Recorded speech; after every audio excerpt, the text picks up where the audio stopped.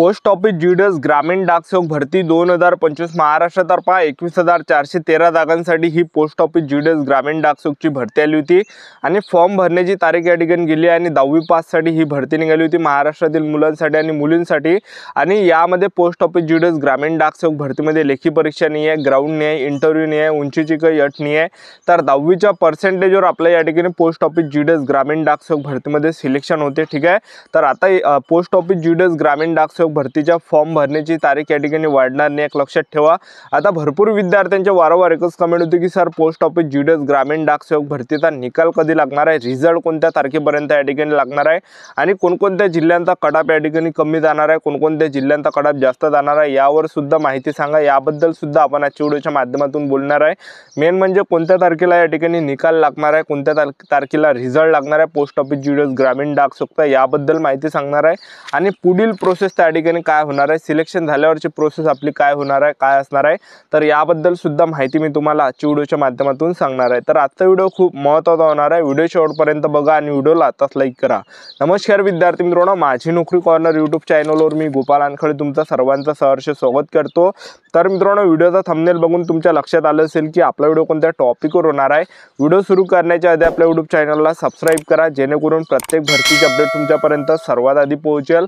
जास्त करून post office GDS ग्रामीण डाकसेवक भरतीच्या रिलेटेड जास्त व्हिडिओ आपल्या चॅनलवर अपलोड करत असतो। ठीक आहे, तर 10वी मध्ये तुम्हाला किती पर्सेंटेज आहे हे नक्की या व्हिडिओ खाली कमेंट बॉक्समध्ये लिहा, जेणेकरून मला सुद्धा माहित पडणार आहे की मुलांना एव्हरेज पर्सेंटेज या ठिकाणी किती आहे। तर पहा विद्यार्थी मित्रांनो, पोस्ट ऑफिस जीडीएस ग्रामीण डाकसेवक भरतीची ही चांगली भरती निघाली होती 21,413 प्लस जागांसाठी आणि यामध्ये जे डायरेक्ट आपलं सिलेक्शन होते, यामध्ये लेखी परीक्षा नाही, ग्राउंड नाही, इंटरव्ह्यू काहीच नाही। ठीक आहे, आणि तुमचं जर पोस्ट ऑफिस जीडीएस ग्रामीण डाकसेवक भरतीमध्ये सिलेक्शन झालं तर तुम्हाला जे पगार भेटणार आहे, तर बीपीएमचं जे पद आहे त्याला ब्रँच पोस्ट मास्टर सुद्धा म्हटलं जाते, तर त्यामध्ये पगार 12,000 ते 29,000पर्यंत भेटते आणि सेंट्रल गव्हर्नमेंट जॉब आहे। ठीक आहे, आणि डाकसेवकमध्ये जर पाहिलं आपण तर 10,000 ते 24,000पर्यंत पगार भेटते आणि जे एबीपीएमचं पद आहे असिस्टंट ब्रँच पोस्ट मास्टर त्याला म्हटलं जाते, तर यामध्ये पगार 10,000 ते 24,000पर्यंत भेटते।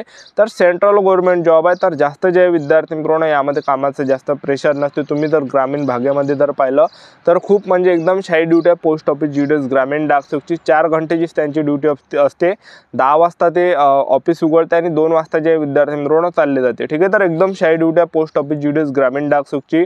बाकीच्या भरतीमध्ये जर आपण पाहिलं तर त्यामध्ये जे निवड प्रक्रिया जी असते तर ते खूप हे असते, टॉप असते, त्यामध्ये पेपर वगैरे सुद्धा असते। बाकीच्या भरतीमध्ये जर आपण पाहिलं तर त्यामध्ये पेपर झालं, त्याचबरोबर ग्राउंड झालं, त्याचबरोबर मेडिकल झालं, हे सर्व चयन प्रक्रिया झाल्यानंतर आपलं सिलेक्शन होते।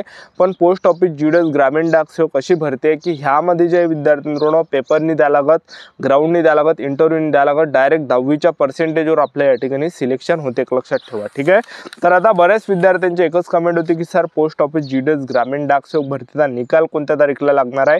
मी तुम्हाला आता स्पष्ट या ठिकाणी सांगून देतो। तर पहा पोस्ट ऑफिस जीडीएस ग्रामीण डाकसेवक भरतीचा जो रिझल्ट आहे, निकाल, हा पहिली जी लिस्ट आहे हे तुम्हाला 23 मार्चला पाहायला भेटणार आहे। 23 मार्चला या ठिकाणी पहिली लिस्ट लागणार, तर 23 मार्चला हे पहिली लिस्ट या ठिकाणी लागणार आहे आणि तुम्हाला जे विद्यार्थी मित्रांनो कळणार आहे आपलं सिलेक्शन झालं की नाही झालं। ठीक आहे, तर पहिली जी लिस्ट आहे हे जवळपास 23 मार्चला या ठिकाणी येणार आहे, एक लक्षात ठेवा। ठीक आहे, तर 23 मार्चला जे पोस्ट ऑफिस जीडीएस ग्रामीण डाकसेवक भरतीचा रिझल्ट लागणार आहे आपल्या महाराष्ट्राचा। ठीक आहे, तर तुम्ही चॅनल सबस्क्राइब करून ठेवा, जसं रिझल्ट लागला तसंच आपण व्हिडिओ आपल्या चॅनलवर अपलोड करणार आहे।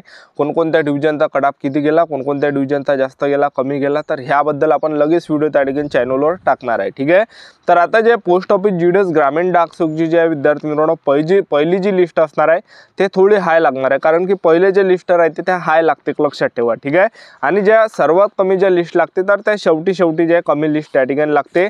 कमी जर पर्सेंटेज असेल तर शेवटी आपल्या 7व्या लिस्टमध्ये आपलं सिलेक्शन या ठिकाणी होऊ शकते। ठीक आहे, तर पोस्ट ऑफिस जीडीएस ग्रामीण डाकसेवक भरतीमध्ये एकच लिस्ट लागत नाही। पहिल्या लिस्टमध्ये जर आपलं सिलेक्शन झालं नाही तर आपल्याला या ठिकाणी खचून जायचं नाही, कारण की दुसऱ्या लिस्टमध्ये सुद्धा आपल्याला वाट बघायची, कारण की दुसरी लिस्ट सुद्धा लागत असते।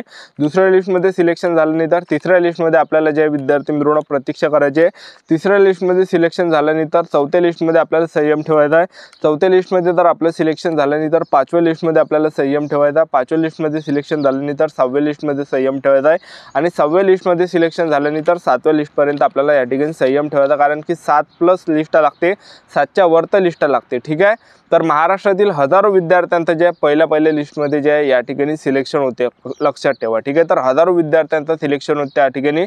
तर आता या ठिकाणी कोणकोणते असे जिल्हे की त्या ठिकाणी कटाप कमी जाऊ शकते असे बरेच विद्यार्थ्यांचे कमेंट होते आणि मी तुम्हाला पहिल्या लिस्टचा कटाप नाही सांगत आहे, मी तुम्हाला सगळ्यात शेवटी सांगत आहे की कोणकोणत्या डिव्हिजनमध्ये कटाप कमी जाऊ शकते। तर सगळ्यात जी शेवटली लिस्ट असणार आहे म्हणजे 7वी जी लिस्ट असणार आहे तर त्यामध्ये कटाप कमी जाणार आहे कोणकोणत्या जिल्ह्याचा, तर पहा, तर चंद्रपूर डिव्हिजन आहे, चंद्रपूर डिव्हिजनचा कटाप कमी तुम्हाला पाहायला भेटणार आहे सगळ्यात शेवटल्या लिस्टमध्ये 7व्या लिस्टमध्ये, ठीक आहे। त्यानंतर रत्नागिरी डिव्हिजन आहे, रत्नागिरी डिव्हिजनचा सुद्धा तुम्हाला कटाप कमी पाहायला भेटणार आहे कारण की 94 जागा त्या ठिकाणी आणि चंद्रपूर डिव्हिजनला 147 जागा या ठिकाणी आहे, ठीक आहे। त्यानंतर तुम्हाला जे कटाप आणखीन जो कमी पाहायला भेटणार आहे तर तो रायगडमध्ये सुद्धा कटाप कमी पाहायला भेटणार आहे कारण की 80 जागा त्या ठिकाणी आहे, ठीक आहे। तर ह्या ठिकाणी सुद्धा कटाप कमी या ठिकाणी देऊ शकतो रायगडमध्ये आणि त्याचबरोबर गोवा डिव्हिजनचा सुद्धा कटाप या ठिकाणी कमी जाणार आहे। मी तर म्हणतो कमी थोडा आणखीन कमी या ठिकाणी जाऊ शकतो गोवा डिव्हिजनचा कटाप, कारण की कसं आहे की गोवा डिव्हिजनमध्ये महाराष्ट्रातील जे जास्त मुलं फॉर्म भरत नाही कारण की तिकडे मुलांना परवडत नाही, ठीक आहे। गोवा डिव्हिजन आपल्या महाराष्ट्रामध्येच येते, आपण तिकडे कसं आपल्याला खूप लांब त्या ठिकाणी पडते आणि तिकडे महागाई सुद्धा जास्त असते गोवा डिव्हिजनला। आपलं जर कदाचित तिकडे सिलेक्शन झालं तर तिकडे जर रूम भाडं जर करत असलं तर महाग थोडंसं असते, तर त्यामुळे भरपूर मुलांना तिकडे परवडत नाही। जे तिकडे नोकऱ्या करते गोवा डिव्हिजनला जे पण काही नोकऱ्या करते तर ते सोडून सुद्धा देते तिकडे, ठीक आहे। तर त्या ज्या जागा रिक्त होत राहते आणि त्या ज्या विद्यार्थी मित्रांनो भरल्या जात असते, ठीक आहे। तर गोवा डिव्हिजनचा जो कडापा हा कमी जाण्याच्या या ठिकाणी दाट शक्यता, कारण की ह्या वर्षी सुद्धा खूप कमी जागा त्या ठिकाणी कॅटेगरीनुसार सुद्धा कमी जागा आहे आणि UR कॅटेगरीच्या सुद्धा कमी जागा आहे, ठीक आहे। तर कटाप कमी जाण्याचे जे दाट चान्सेस त्या ठिकाणी गोवा डिव्हिजनला, कारण की जास्त मुलांनी तिथं फॉर्म भरला नसेल कारण की कमी जागा यावर्षी होत्या गोवा डिव्हिजनला, ठीक आहे। जास्त जागा असल्या तर जास्त मुलं भरते, पण ह्या वर्षी कमी जागा त्या ठिकाणी होत्या कॅटेगरीनुसार। जरी पाहिला आपण एकट दुक्कट जागा त्या ठिकाणी कॅटेगरीनुसार होता आणि UR कॅटेगरीच्या जवळपास 20 जागा त्या ठिकाणी होत्या, ठीक आहे। तर त्याचबरोबर पहा विद्यार्थी मित्रांनो आणखीन जी डिव्हिजन आहे तर कराड डिव्हिजनचा सुद्धा कटाप या ठिकाणी कमी जाण्याच्या या ठिकाणी दाट शक्यता आहे। कराड डिव्हिजनला जे 30 जागा या ठिकाणी आहे। त्याचबरोबर जे पालघर डिव्हिजनचा सुद्धा कटाप थोडाफार कमी या ठिकाणी जाणार आहे, एकदम सुद्धा नाही पण कमी जाणार आहे। पालघर डिव्हिजनचा सुद्धा कटाप कमी जाणार आहे आणि त्याचबरोबर मिरज डिव्हिजनचा सुद्धा कटाप थोडा तुम्हाला कमी पाहायला भेटणार आहे, ठीक आहे। सिंधुदुर्गचा सुद्धा कटाप तुम्हाला कमी पाहायला भेटणार आहे। सिंधुदुर्गला सुद्धा जवळपास 34 जागा आहे, कमी जागा असल्यामुळे तिथं जास्त मुलं फॉर्म त्या ठिकाणी भरणार नाही, ठीक आहे। आणि त्याचबरोबर जे श्रीरामपूर डिव्हिजनचा सुद्धा कटाप या ठिकाणी कमी जाऊ शकतो, कारण की श्रीरामपूर